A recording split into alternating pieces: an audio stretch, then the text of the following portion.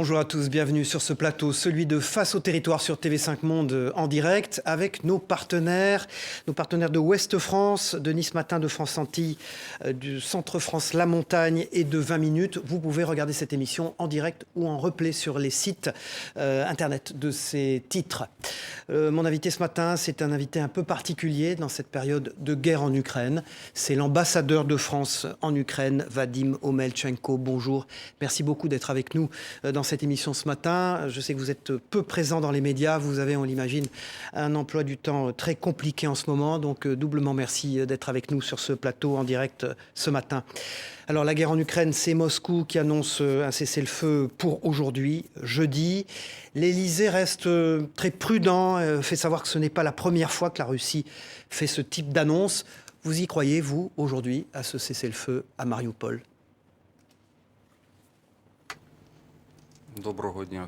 Bonjour tout le monde. Je vous remercie beaucoup de cette invitation. Je suis ravi d'être chez vous car je suis un spectateur fidèle de votre émission et je suis ravi de prendre part à cette émission puisqu'il a toujours cette dimension humaine. En ce qui concerne votre question, nous aussi, nous sommes très prudents à l'égard de ces déclarations. Car ce genre de déclaration a déjà été fait il y a quelques jours concernant le retrait des troupes notamment, mais nous ne l'avons pas observé sur le terrain. Et nous sommes extrêmement prudents car il n'est pas à exclure qu'il s'agit d'une pause tactique afin de regrouper les forces et de préparer une nouvelle attaque. Car sur les directions qui ont été déclarées, donc le cessez-le-feu et les retraits des troupes, c'est là où ils ont connu des grandes pertes. Vous êtes un proche du président Volodymyr Zelensky. Vous lui parlez combien de fois par semaine? Comment se passent les contacts et comment va-t-il? Pouvez-vous nous donner de ses nouvelles?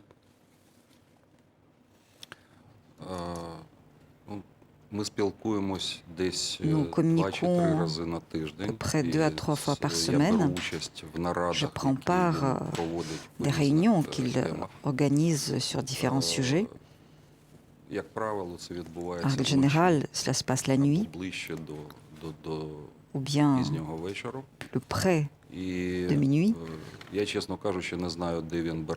À vrai dire, je ne sais pas où il puise ses forces, comment il retient tout cela dans sa tête, puisque lors des réunions, il discute avec les ambassadeurs. Je vois qu'il retient les détails concernant chaque pays, les objectifs qui ont été fixés par rapport à ce pays, et en même temps, il dirige l'État, il dirige le front, la guerre. Donc, je ne sais pas où il prend ses forces, car il n'y a que 24 heures dans la journée. C'est Vadim Omelchenko, l'ambassadeur d'Ukraine en France, qui est notre invité ce matin sur TV5 Monde en direct. Dans un instant, François-Xavier Lefranc de Ouest France sur ce plateau. Bonjour François-Xavier Lefranc, vous êtes le rédacteur en chef du plus grand quotidien en langue française au monde. Nous allons parler donc avec l'ambassadeur tout d'abord du quotidien d'un ambassadeur dans un pays en guerre. Bonjour monsieur l'ambassadeur, vous êtes l'ambassadeur en France d'un pays en guerre, d'un pays qui souffre. Quel est votre rôle et celui de vos équipes? Quel est le rôle des ambassadeurs d'Ukraine dans les pays occidentaux en ce moment, ces jours-ci, alors que votre pays est en plein chaos?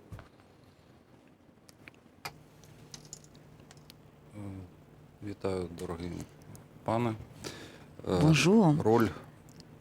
Le rôle de l'ambassadeur, en règle générale, est d'abord de représenter son président. On dit que l'ambassadeur est un alter ego du président. De même, maintenant, je représente tout d'abord notre président et notre peuple. Mon rôle est de porter, transmettre notre position à l'égard des événements qui se déroulent aujourd'hui.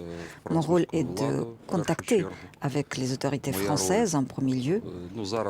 Mon rôle aujourd'hui, charge de travail extrêmement importante et dépasse le temps de paix. Donc c'est d'abord s'occuper des réfugiés, c'est assurer la logistique en ce qui concerne l'aide humanitaire, c'est la communication avec les masses médias,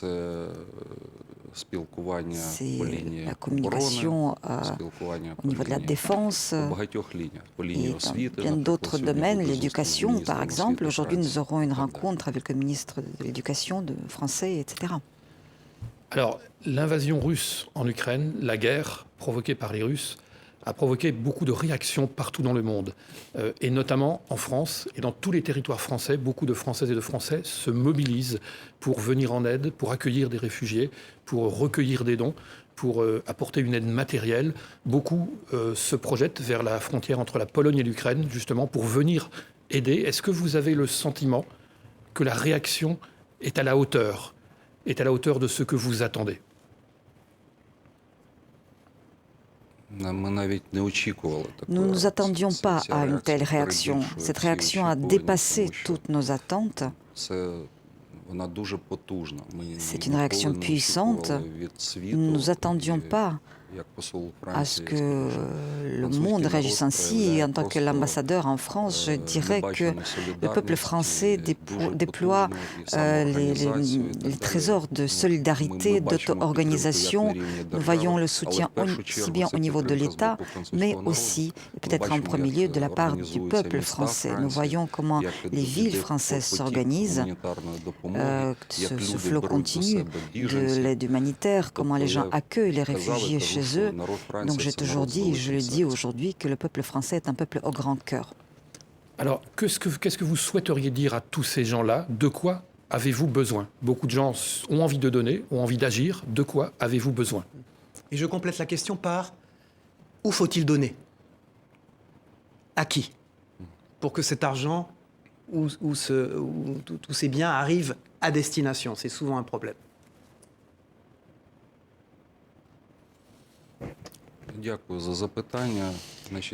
Je vous remercie de votre question. Tous ceux qui souhaitent apporter une aide, quelle qu'elle soit, peuvent s'adresser au site de l'ambassade, du centre crise du ministère des Affaires étrangères français qui coordonne tous ces besoins. Il y a donc nos demandes, nos besoins. Il y a les comptes bancaires où on peut verser de l'argent. Il y a des associations, des bénévoles qui travaillent aux côtés de l'ambassade, devant le centre anticrise.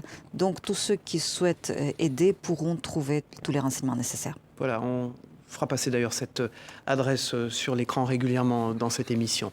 C'est donc Vadim Omelchenko, l'ambassadeur d'Ukraine en France, qui est notre invité ce matin en direct dans Face au territoire. Monsieur l'ambassadeur Chonu, qui est dessinateur collaborateur de Ouest France, a une question, c'est la tradition de cette émission, à vous poser sous forme de dessin. Vous allez voir, il s'agit de votre président.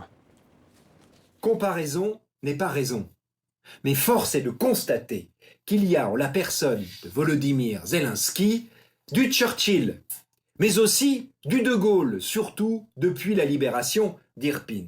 La question que je pose, Vladimir Poutine, par son agression, n'a-t-il pas fait entrer l'Ukraine et son peuple par la grande porte de l'histoire ?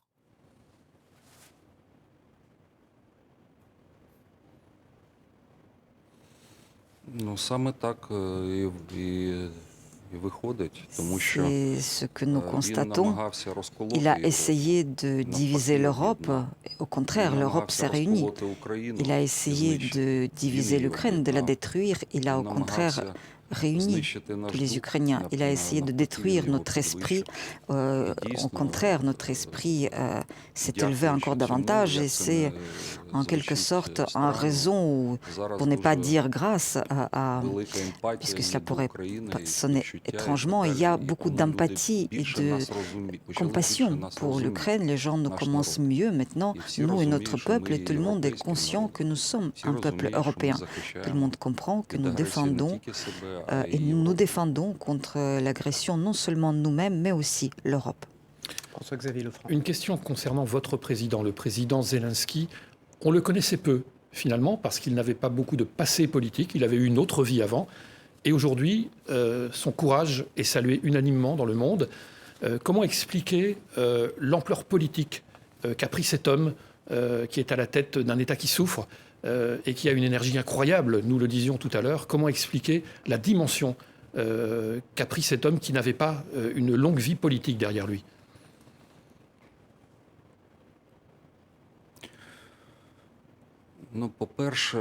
D'abord, dans les situations extrêmes, les gens se révèlent. Chaque personne se montre sous son vrai jour.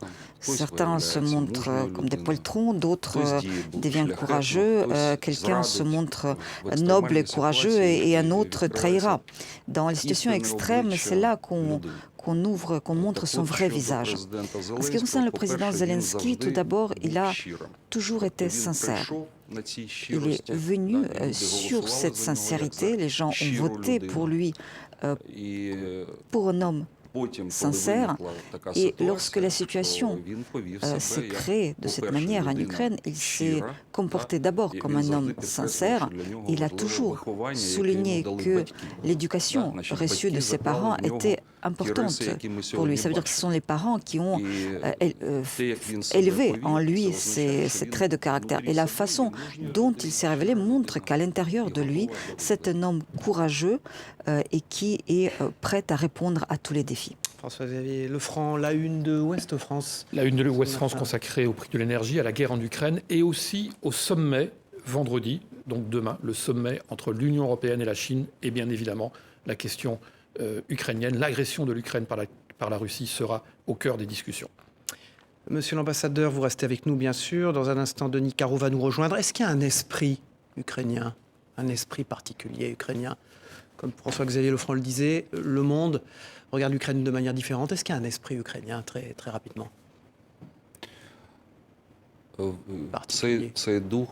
Cet esprit, tout le monde le voit aujourd'hui, le monde entier, je pense que vous aussi, et notre esprit est dans nos gènes. Vous savez que notre hymne, que le monde entier entend, nous le chantons souvent, où il y a ces lignes, nous donnerons notre corps et notre âme pour notre liberté. C'est ça, l'esprit ukrainien. Nous sommes prêts à sacrifier notre corps pour la liberté. Denis Caro dans un instant, Denis ce matin sur ce plateau. Merci François-Xavier Lefranc. Bonjour Denis Caro, vous êtes le directeur des rédactions du groupe Nice Matin, qui inclut bien sûr Var Matin et Monaco Matin. Merci d'être avec nous. Dans un instant, vous allez interviewer à mes côtés l'ambassadeur d'Ukraine en France, Vadim Omelchenko. Mais tout de suite, nous partons loin d'ici, à 8000 km justement. Que peut faire la France dès 8000 km? Qui est à 8000 km pour l'Ukraine? Eh bien, c'est la question de Cyril Boutier, le directeur éditorial de France Antilles, notre partenaire. On l'écoute depuis Fort-de-France. Bonjour monsieur l'ambassadeur. Chez nous, aux Antilles en Guyane, la communauté ukrainienne n'est pas très importante, bien entendu. Cependant, un certain nombre d'actions tentent de se mettre en place en solidarité. Solidarité qui est difficile à exercer puisque nous sommes à 8000 km de l'Europe. Selon vous, quelles actions à distance nos territoires des Antilles et de la Guyane pourraient mener en soutien au peuple ukrainien ? Tout d'abord, je vous remercie beaucoup, vous, vos habitants, pour cette manifestation de solidarité. Et je voudrais vous dire que cette mobilisation, ce désir d'aider, il y a d'abord donc le site de l'ambassade ukrainienne, du consulat ukrainien, où sont listés nos besoins. Il y a les informations dans le centre anti-crise du ministère des Affaires étrangères français. Il y a l'association des villes françaises dirigée par le maire de la ville de Cannes. Et là aussi, il y a une grande auto-organisation de collecte, notamment de l'aide, de l'acheminement, donc de questions de logistique. Et il y a plusieurs axes qui pourraient être utilisés pour apporter une aide à l'Ukraine, pour laquelle nous sommes très reconnaissants. Denis Caro, Monsieur l'ambassadeur, bonjour. Un bâtiment du Comité international de la Croix-Rouge a été la cible de bombardements russes hier à Mariupol. Est-ce que vous avez des informations sur cette attaque et sur ses conséquences ? Je sais ce qui a été publié dans les masses médias, donc je ne connais rien davantage en fait. Je sais qu'il y a eu une attaque, ça ne nous étonne pas, car à Mariupol, vous vous souvenez, il y a eu le site où était indiqué en grandes lettres « Enfants », le théâtre d'opéra qui servait d'abri anti-aérien. Plusieurs milliers de personnes s'étaient abritées là-bas, les personnes âgées, les femmes et les enfants essentiellement. Et pour éviter justement de bombarder ce bâtiment, il y avait des deux côtés en grandes lettres écrit « enfants » en russe. Et les experts disent que celui qui a bombardé ce bâtiment ne pouvait pas ne pas voir ces inscriptions. Et néanmoins, ce bâtiment a été bombardé par missiles de croisière. On ne sait toujours pas combien de victimes sont à déplorer. Et donc, ni les inscriptions, ni la Croix-Rouge n'arrêtent les barbares. La Croix-Rouge fait l'objet d'une campagne de dénigrement sur les réseaux sociaux, accusée d'avoir pris part à l'évacuation forcée de civils vers la Russie. Ces accusations sont injustifiées.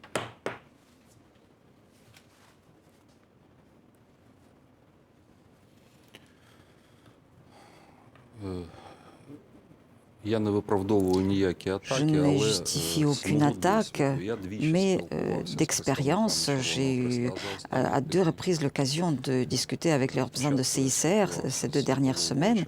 Tout d'abord avec le responsable donc, de la CICR de la République française, ensuite le bureau central de la Croix-Rouge internationale. Et mon impression, je vous le dis brièvement, donc la teneur de notre dialogue, je leur posais la question, pourquoi nous ne nous voyons pas près des villes assiégées, puisque tout un chacun, nous avons été élevés depuis l'enfance sur le fait que la Croix-Rouge est présente là où il y a besoin, là où il y a la guerre, là où la situation est catastrophique. Et c'est pour cela que la Croix-Rouge bénéficie d'une immunité qui lui permet d'agir dans les situations où les 2 parties ne peuvent pas agir. Et donc j'ai posé la question, pourquoi vous n'allez pas dans ces endroits, n'organisez pas les couloirs humanitaires dans les villes assiégées, par exemple à Mariupol. Et la réponse était, puisque la Russie ne reconnaît pas notre immunité et nous avons peur qu'elle nous attaque. J'ai dit, très bien, mais où est votre déclaration publique à ce sujet? Pourquoi vous ne dites pas au monde entier que la Russie ne reconnaît pas votre immunité? Il n'y a pas eu de déclaration publique. Deuxième aspect dont nous avons discuté, c'est la transparence. Vous savez que cette organisation bénéficie d'une grande confiance à travers le monde. Des fonds importants destinés à l'aide humanitaire ont été versés à la Croix-Rouge. Nous avons demandé une transparence, car à vrai dire, nous ne voyons toujours pas, ou pas toujours, où vont ces sommes. Les Alpes-Maritimes sont le premier département d'accueil pour les réfugiés. Nice a mis en place un centre régional d'accueil. Marseille, on voit la mise en place, l'aménagement d'un ferry qui va accueillir 1600 réfugiés. Est-ce que la France est suffisamment à la hauteur en termes d'accueil des réfugiés ?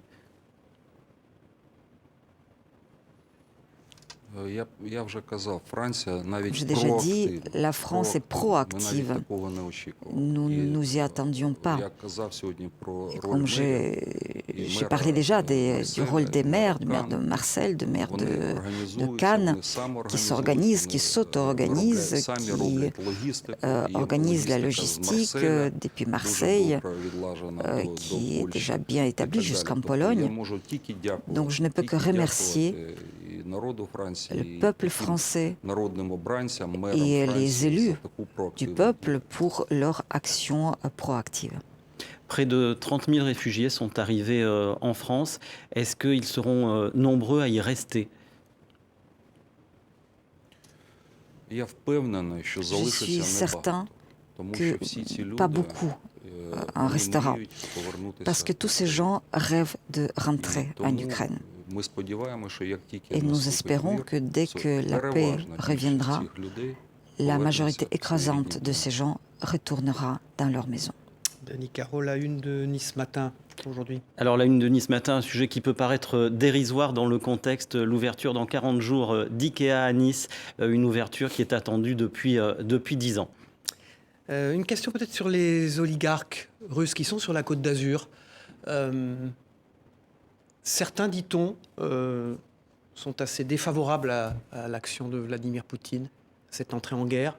Vous en entendez parler, vous-même, l'ambassadeur d'Ukraine en France, de cette réaction timorée, plutôt froide des oligarques face à cette guerre? Pour l'instant, j'ai entendu de la part de certains oligarques les plaintes du fait que leurs comptes sont arrêtés et qu'ils n'ont pas d'argent pour vivre, pour employer une femme de ménage. Donc c'est le seul regret qu'ils expriment face à la mort des enfants, à la destruction des villes. C'est la seule réaction. Ils disent, mais nous n'y sommes pour rien. Nous ne pouvons pas... nous ne pouvons rien faire. Donc c'est ça, cette réaction que j'ai constatée. Vous savez, les oligarques russes ne sont que des bénéficiaires du régime russe. Alors, le pouvoir en Russie est établi de telle manière que si les gens gagnent énormément d'argent, cela n'est fait que sur l'autorisation personnelle de Poutine.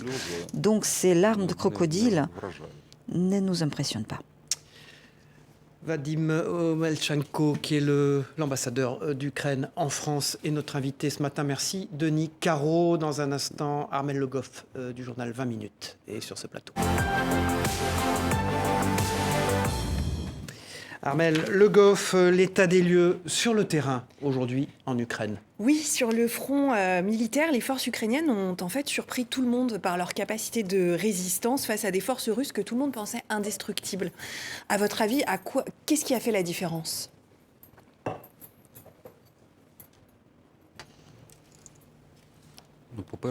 Tout d'abord, parce que l'armée ukrainienne défend sa maison et sa terre. Deuxièmement, vous savez que cette attaque de la Russie, et on en parle aujourd'hui, cette attaque a été basée sur des informations faussées.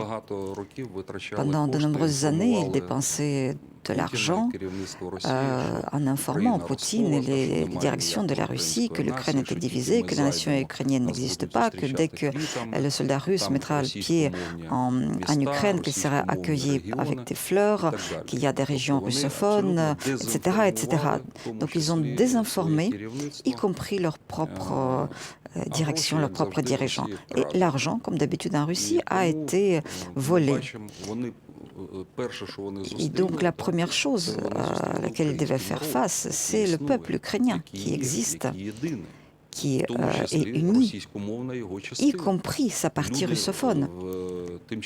Et les gens sur le territoire temporairement occupé par les Russes aujourd'hui, les gens continuent à manifester et en langue russe leur dire « rentrez chez vous, c'est notre maison, c'est l'Ukraine ici ». On a pu voir aussi que les forces ukrainiennes avaient eu l'appui d'outils technologiques, comme par exemple les drones interstellaires d'Elon Musk. Est-ce que par exemple ces technologies qui ont été mises à disposition, en l'occurrence d'Elon Musk et aussi éventuellement des forces militaires européennes, ont pu faire la différence aussi sur le terrain ?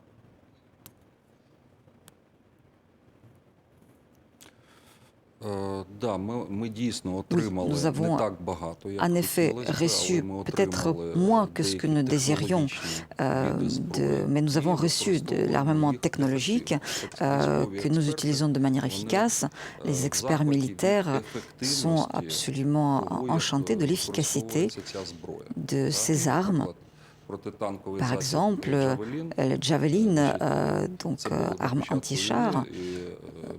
Au début de la guerre, lorsque la presse britannique disait que les analystes donc estimé qu'il y avait 112 tirs et 100 tirs ont été efficaces, ont touché leur cible. Donc les Occidentaux eux-mêmes sont étonnés et ravis de voir que cette arme est aussi efficace.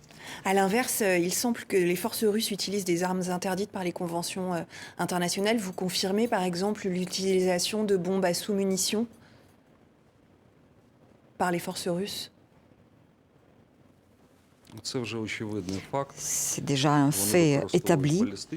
Ils utilisent l'arme balistique, les bombes thermobariques, donc à fragmentation. Nous avons les exemples de bombes à phosphore. Toutes ces armes sont interdites par les conventions internationales.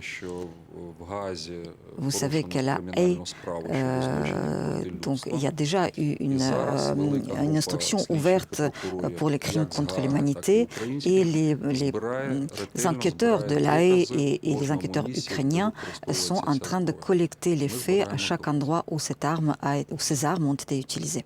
Sur les terrains militaires encore, les forces russes en début de semaine ont dit qu'elles ne visaient plus Kiev et qu'elles comptaient se replier vers l'Est. Les renseignements américains disent avoir des doutes sur ces affirmations. Est-ce que vous aussi, c'est des doutes qui vous remontent du terrain depuis l'Ukraine, le fait que effectivement les forces russes se replient vers l'Est? Nous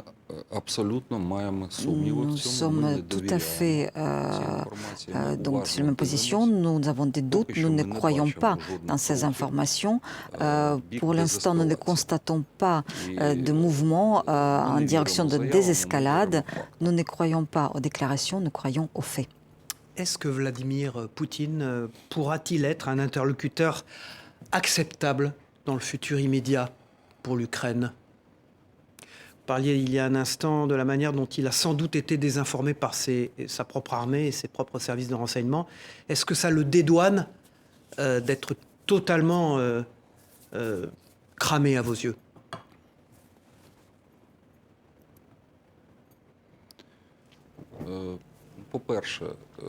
Tout d'abord, il n'a pas été informé parce qu'il a créé une atmosphère où tout le monde a peur de lui dire la vérité, quelle qu'elle soit, et vous le voyez bien. La Russie est un empire où la vérité est interdite. Même le mot guerre, prononcer le mot guerre peut entraîner des poursuites pénales. Nous voyons que les gens risquent 15 ans de prison pour le fait de prononcer le mot guerre. Qui a créé cette situation? C'est Poutine. Donc dire qu'il n'a pas été informé, qu'il serait gentil mais juste mal informé, ce n'est pas tout à fait juste, voire ce n'est pas juste du tout. En ce qui concerne le fait, peut-on le considérer comme un interlocuteur, lui serrer la main?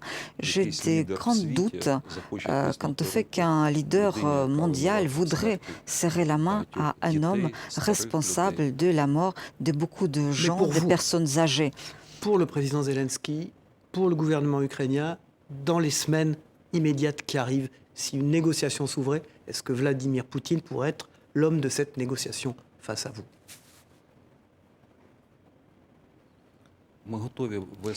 Nous sommes prêts à des pourparlers avec qui que ce soit qui représente la Russie, qui peut influencer et arrêter cette guerre. Et en même temps, nous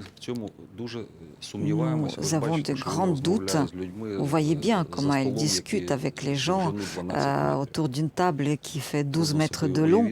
Il est difficile de voir comment pourrait-il se présenter au pourparlers. Arman Le Goff. Les forces russes ont accusé, semble-t-il, de lourdes pertes sur le terrain, pertes humaines, parmi les soldats qui étaient déployés. Quels sont les chiffres que vous avez aujourd'hui ? Ces derniers temps, nos chiffres correspondent parfaitement, pratiquement avec les chiffres de nos partenaires, de renseignements américains ou britanniques, israéliens, français d'ailleurs aussi. On parle de près de 17 000 morts et de près de 40 000 blessés lourds. Sachant qu'en Russie, les chiffres sont autour de 2000 soldats décédés. Oui, mais selon les informations, dans certaines villes, on enterre simultanément entre 200 et 400 personnes, donc des soldats. Vous êtes directement en contact avec les services secrets américains? Ils vous ont bien informé, ils continuent de le faire? Bien évidemment, nous travaillons avec tous nos partenaires, pas seulement avec les Américains. Armelle Le Goff, directrice de la rédaction de 20 minutes, la une de 20 minutes hier. La une de 20 minutes, c'est un reportage à Tallinn en Estonie où la situation en Ukraine provoque des inquiétudes et des tensions. Merci Armelle Le Goff, directrice de la rédaction de 20 minutes. Dans un instant, Sylvia Garcia de TV5 Monde, rédactrice en chef adjointe, est sur ce plateau avec nous. Bonjour Sylvia Garcia, dans un instant nous allons parler avec vous et avec Vadim Omelchenko, l'ambassadeur d'Ukraine en France, de comment sortir de cette guerre. Mais tout de suite, rejoignons Antoine Bunel du Bercy républicain, monsieur l'ambassadeur du groupe Centre France La Montagne, qui est partenaire de cette émission Face au territoire. Il a une question à vous poser depuis Bourges, une question à propos des pourparlers en cours. Vadim Omelchenko, monsieur l'ambassadeur, bonjour. Des pourparlers ont commencé en ce début de semaine en Turquie. Des délégations ukrainiennes et russes se retrouvent au même endroit pour échanger, essayer de mettre fin à la guerre. Quelles sont les principales attentes de l'Ukraine à l'occasion de ces discussions à Istanbul? Pensez-vous que votre pays puisse retrouver l'intégrité de ses frontières? Et redoutez-vous sérieusement une situation à la coréenne avec un pays finalement divisé en deux?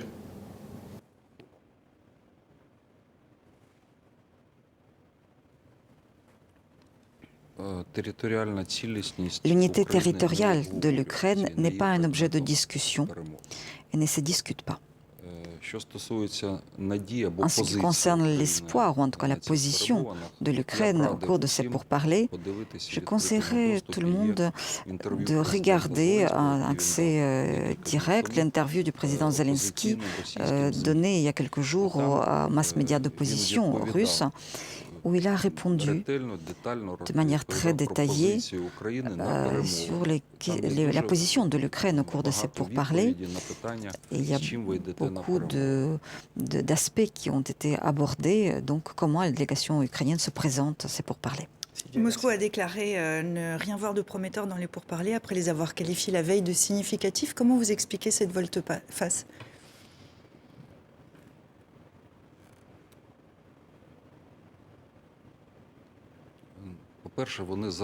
Tout d'abord, ils disent toujours qu'ils ne comprennent pas les pourparlers. Et au contraire,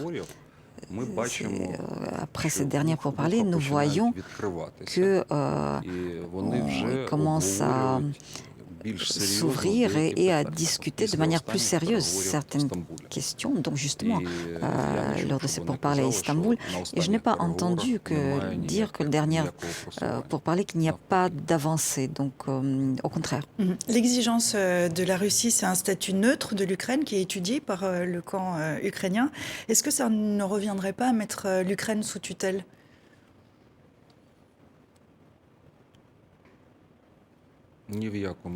En aucun cas. Comment se présente la neutralité dans notre vision? Tout d'abord, je cite le président Zelensky. Il dit en tant que garant de la Constitution de l'Ukraine quelles sont les possibilités qui s'offrent à moi. La première possibilité, si je suis disposée à discuter de neutralité de l'Ukraine, je suis prête à le discuter, mais notre opinion doit refléter l'opinion de la société ukrainienne. Et j'ai deux possibilités, soit le référendum, soit le changement de la Constitution. Les changements constitutionnels vont prendre à peu près un an, c'est-à-dire minimum 2 sessions du Parlement ukrainien. Ensuite, le référendum. Le référendum, selon la législation internationale, ne peut être reconnu légitime que si, sur le territoire de l'Ukraine et tout autre pays, il n'y a pas de forces militaires étrangères ou d'unités armées. Donc, la condition de discussion de neutralité, c'est d'abord le retrait des troupes russes hors des frontières de l'Ukraine. C'est une condition préalable. Vous demandez aussi à ce que des puissances étrangères garantissaient garantissent la sécurité de l'Ukraine, les États-Unis, la Chine, la France, la Grande-Bretagne, mais aussi la Turquie, l'Allemagne, la Pologne et Israël. Dans tous ces contacts, quel lien y a-t-il aujourd'hui et quel contact y a-t-il entre Pékin et Kiev ? C'est un prolongement de l'idée de neutralité. Comme vous savez, nous avons déjà eu cette expérience douloureuse avec le mémorandum de Budapest qui a été signé. Nous avons renoncé aux armes nucléaires et ensuite on nous a dit que, en fait, il n'y a jamais eu de garantie, etc. Donc aujourd'hui, si nous discutons sérieusement de cette question, nous voulons créer un système de garantie sérieuse, que ces décisions soient adoptées par les parlements de ces pays. L'idée consiste à dire que les pays garants et membres du Conseil de sécurité de l'ONU et les pays qui sont désireux de devenir garants, de se joindre à ce processus. En ce qui concerne la Chine, nous discutons avec la Chine. Je ne sais pas si on a commencé à... donc, est-ce que la Chine est prête à devenir garant ? Il devrait y avoir des négociations séparées de long terme sur le Donbass, sur la Crimée. Est-ce que, dans l'idée de négociation pour sortir de la guerre, l'Ukraine pourrait renoncer à ses territoires ?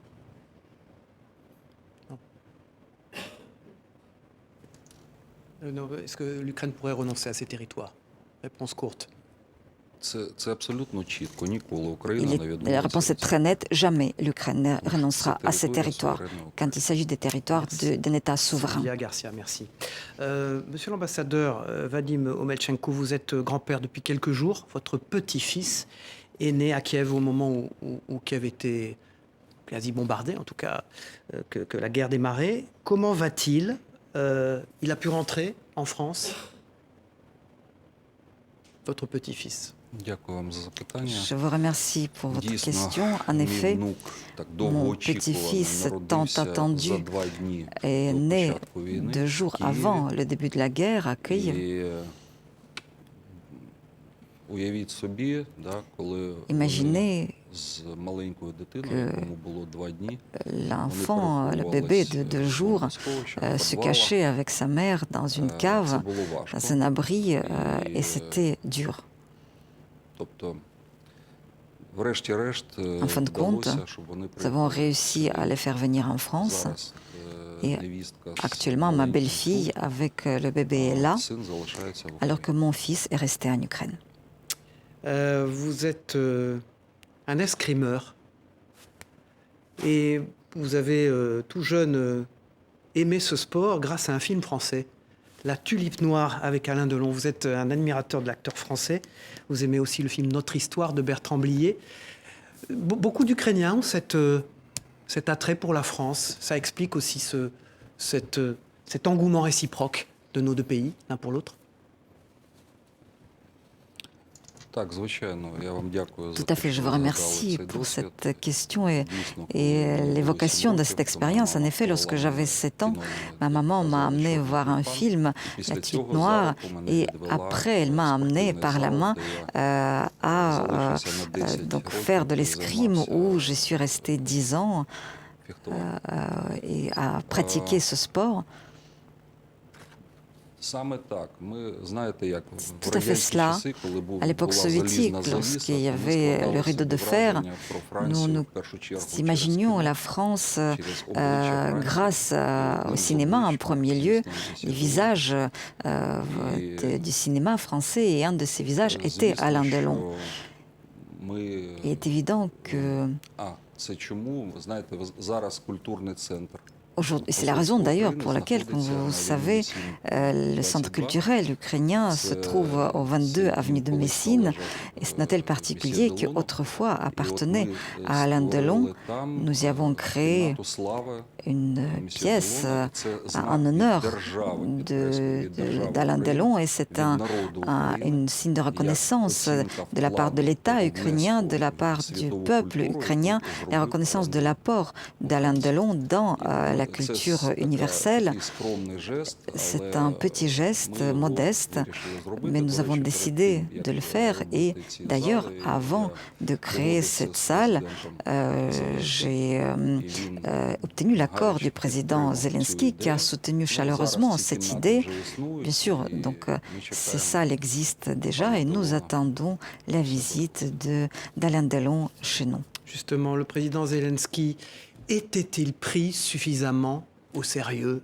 Et est-ce que cette guerre aurait eu lieu, monsieur l'ambassadeur, si on avait entendu mieux et plus fort le président Zelensky?